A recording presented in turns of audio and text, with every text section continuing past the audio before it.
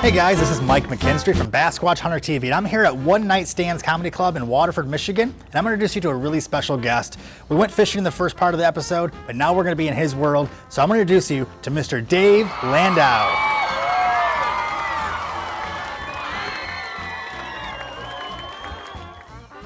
Ahoy!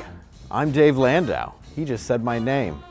My son just turned 6. He was 5 before that for about a year. And recently he started asking me about death. I didn't know how to explain it to him. So my friends recommended get a goldfish. They die really quickly, you can have the flesh funeral, then they can kind of understand life and death. So I brought him to a pet store, and he did not want a goldfish, he wanted a cat, which completely clogged up our toilet. I had to plunge it out and put it in piece by piece. But our son learned all about mortality and how to use a fillet knife. So it was a bit of a twofer. That's my fishing joke. And don't be offended by that. I don't write letters. I would never buy a cat just to kill it. It was a stray. Nobody wanted it. I cut off its whiskers. Hey, how are you? I didn't. I love cats. All right, so welcome to the Basquatch Hunter TV show, and we have our guest, Dave Landau, here. Dave, welcome to the show. Thanks for having me. Yeah. Is your water to your liking? It is to my liking. Awesome. Everything at One Night Stands is to my liking. That's a good start. Yep. So tell me, how did you get into comedy? How do you start out in comedy? It was probably my 5th year of high school when I realized that I had a lot of issues. I was a drug addict and an alcoholic, and there's really no place to go except for comedy when you have those crippling addictions. So you kind of just go where the fun is. So finding humor in the parts that weren't really humorous is what made you... No, I went for the drinks. Oh, you're like, no, I thought people would give me free drinks. So. Yeah, there were drugs as well. Yeah. And then I got sober because it was a pretty hard lifestyle. But no, in all honesty, I was in high school for 5 years. I had no interest in school. I didn't like anything. I didn't want to go to college for anything but film. The only thing I ever got an A in was audio video, so everything was just Fs. And my dad and also a teacher had recommended the Second City, which was an improv theater downtown, the main ones in Chicago, where John Belushi and Chris Farley, like anybody came on. Like the actual comics. The actual real comics, yes. Where do the actual fishermen come from? Touche. Okay, so is this... in my defense, the biggest fisherman in the Tiger Woods of fishing is from Michigan as well. Is it? Yeah. You're the Tiger Woods? No. But the Tiger Woods of fishing is from Michigan. Really? Yeah. Look how I broke his soul a little. Yeah, I know. I was just like, oh, he struck back. But yeah, I decided to kind of focus on something that I enjoyed. So I went into improv. After that, I started doing open mic night. I met people like Mike, who owned this club. And I took off fairly quickly because I had experience performing on stage. So I was like 20 years old when I started doing comedy. What's one of the coolest experiences you've had just from comedy alone? One of the coolest opportunities you've had that have opened up because of comedy, or someone you've met or a performance you've done? No, I got to open for Dave Chapelle actually when I was 22, so it was like the height of his stardom. And I ended up doing a few dates with him, which was really nice. And I ended up working with him when he came back. But we were going on stage. This is 7,000 people in an arena.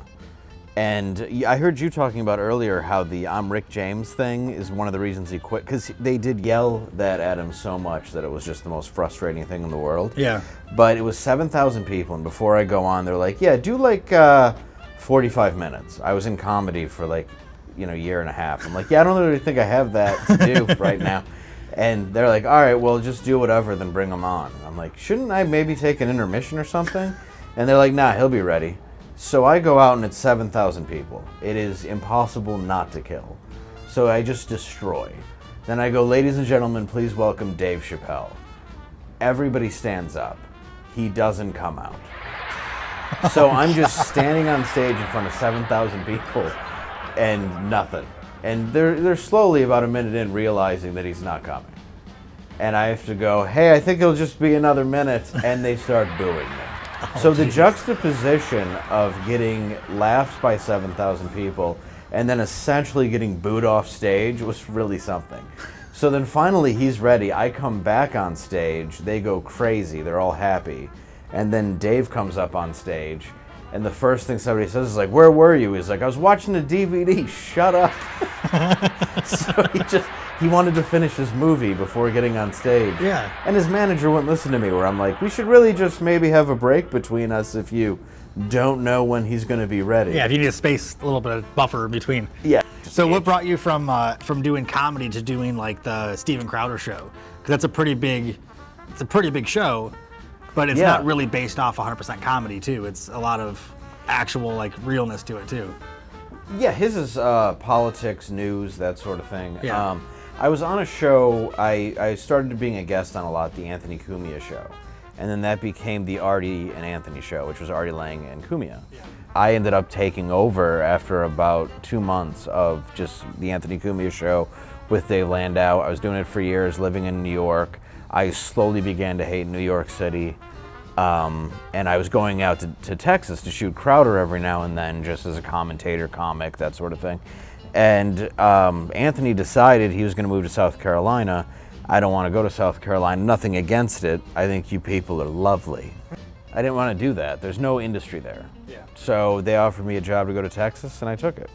And now I'm the third chair on pretty much the largest conservative platform there is. Continue to do stand-up is my number one thing. I love talking about recovery, my story. I'm working on a book, all that stuff, where I'm starting to do more theaters in conservative markets. Everything about what I do is to build stand-up. I know you want to keep on sticking with stand-up, but I think your book is a really cool avenue to like get more of the personal side and more of the seriousness out, I guess, too. Like, what's the book based on mainly? When's the book going to be out too? Do you know? Hopefully by Christmas. Okay. The book's it's largely based on my 12 arrests. I was arrested 13 times, but 13 was when I was 27 and I got sober. The other 12 were before I was 21. So it's all kind of based on those arrests, and it's also about my dad dying of brain cancer from Agent Orange in Vietnam. So he had that, and then the VA, they told us that they were not responsible for it. And then his insurance company said it's a pre-existing condition.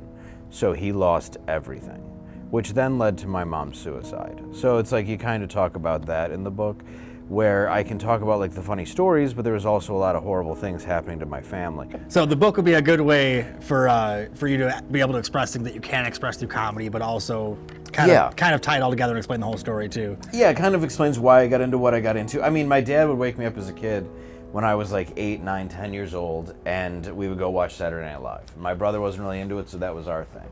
And then I would watch like Dangerfield specials with him. He bought me Carlin Classic Gold when I was like 10.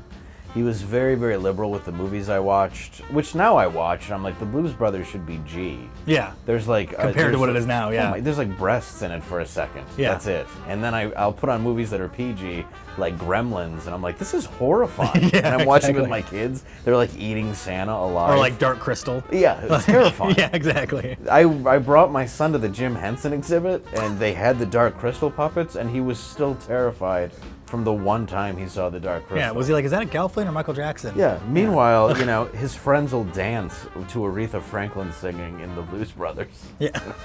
It's a weird thing. So when will the book be available again? December, you said? Hopefully by December. And where it'll be available at too, do you know? I don't know yet. I'm going to put it out everywhere. I mean, every platform I can. So digital, bookstores, those are gone, right? Yeah, and I think there's Barnes & Noble. There's like one or two of those still floating around. For now. Yeah, they're going to go away. It'll be on Amazon though. I bet anybody working at Barnes & Noble is just like, "Hey, it's today the day I lose my job." I showed up, the door opened. Yeah. Okay. Yeah, that's nice. Same with Best Buy. Yeah. They're like, why is this still here?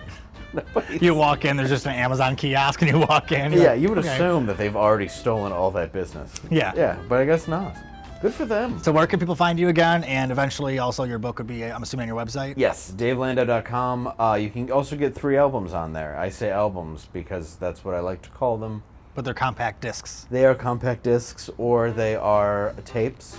Okay. No, they're all, I think they're all digital now. I don't even know. I was going to ask if you had an 8-track available just in case. I do. Okay, I good, do. Good, it's good. for, well, a lot of people that listen to me drive IROCs. Yeah. So I just They want to come make stock sure. with 8 tracks. They only. just have to be able to hear it. I had a Laserdisc in mine, actually. Well, you should. Yeah. I mean, if you're going to drive an IROC, you should have a Laserdisc player. But My friend had a laser disc. I still remember him having to turn it over to Jeez. watch the second half of Predator. I'm like, this kind of sucks. Hold on, guys. Stop right in the middle of the action. Yeah, hang on, guys. I have a record. This is the future. Cost Do you remember me the two tape? $8,000. Remember the two tape movies that were so long they came on 2 VHS tapes? Oh, yeah. And you had to pop one out, put it in a little Corvette rewinder while you put the other one in. Yep. Casino, Braveheart, Yeah. Godfathers. Titanic. Yep. That was a Oh two-taper. yeah, Titanic was Yep. no good. That was a 2-taper. You know, I think she was kind of in the wrong for letting him die. Yeah, the door was big enough. Yeah, It's common sense by could now. just really helped him. Definitely. Instead, Well, she's like, you know all my secrets about how I'm a whore. I got your money and your necklace. So Yeah. See you later. I'm gonna go back to banging Billy Zane. Because who doesn't want to do that? Yeah, someone Oh. had to. Not even Billy Zane's wife. Anyway. Anyway, sorry. I hope you can use some of this. Yeah, so thanks for coming out, and I appreciate you coming fishing with me and had a great time and sharing your story with us. And make sure you guys check out the website too, where you can find all of his comedy. Check out YouTube, check out the website, Instagram, Facebook. Yes. Are you on Twitter, TikTok? Anything? Yeah, I'm on Twitter, at LANDAU Dave. Just follow the people saying horrible things. Twitter's a great place. Yeah. I think it's just, I'm glad it exists. I like It's a place where people can say anything they want and just feel like they're invincible with it. No, it's great. You can hide behind a fake account and tell someone to die all day long. It's pretty exciting. I mean, like every day I get to look and go, I wonder if he's serious. So I think he found out I have a fake account on Twitter now. So Is that you? I had a feeling it was you. You know, it was this whole time. But thanks for watching, guys. I hope you guys enjoyed the segment. Make sure you guys check out more of what Dave does and check out all of his comedy, check out the show he does, and stay tuned for his book, too. Check out the website right below right here. You can buy his book in December of 2021 or shortly thereafter. Well, Dave, thanks for coming out. I really appreciate it, teaching man. me to fish, my friend. Absolutely. Thank thanks you. for making us all laugh, man. Great time. I try. Yeah, I can tell.